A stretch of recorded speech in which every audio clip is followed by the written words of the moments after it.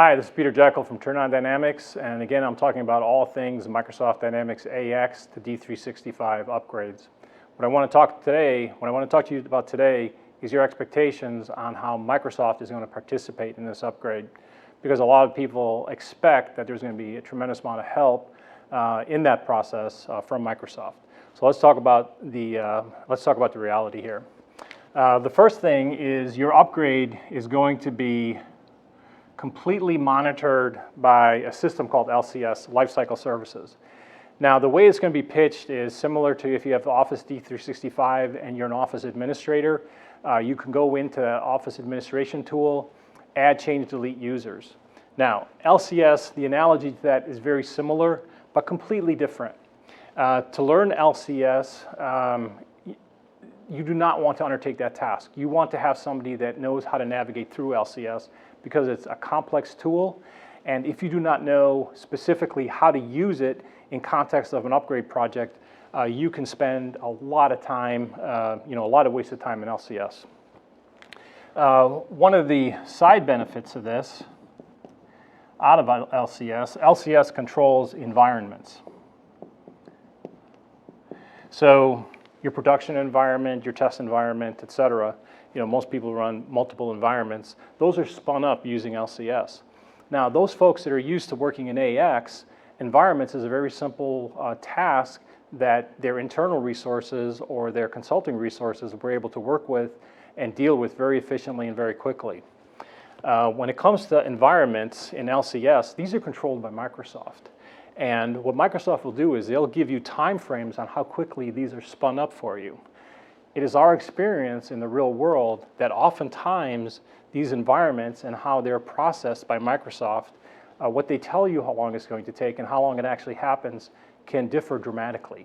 So if you don't understand this topic here, if you don't understand that potential lapse, you may be planning a project with a certain duration and a certain amount of time to do certain tasks regarding environments within that project, and you completely blow that project plan because you're no longer in control. The next big thing is the 150 user threshold. This is really a magic number. If you have 150 plus users in AX and are upgrading to D365, if you have 150 or more users in AX and are upgrading to D365, what you get is an internal Microsoft engineering resource to help you with that process. Critical. If you're less than 150 users, lots of folks that we know, what you're allowed to do is access a library of information. Let me repeat that. You're able to access a library of information, okay? So what you're doing is, to a large extent, you're on your own looking stuff up. These upgrades, they're new, they're constantly changing. So the dramatic difference between 150 and below, we cannot state enough how dramatic those two are. Now, if you're under 150 and you want Microsoft help, we had a customer recently that decided to purchase that help, and that was the price tag on getting that user help. And so that's a significant piece to add to your budget when you're planning your upgrade and you're below 150 users.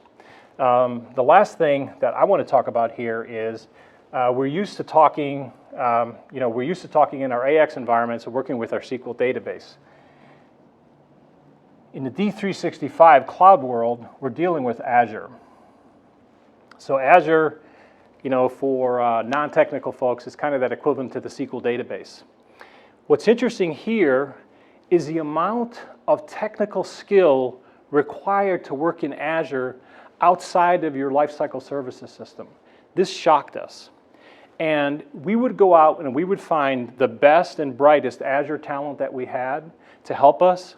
And one of the things that we found is that the first question they asked us is, what is D365?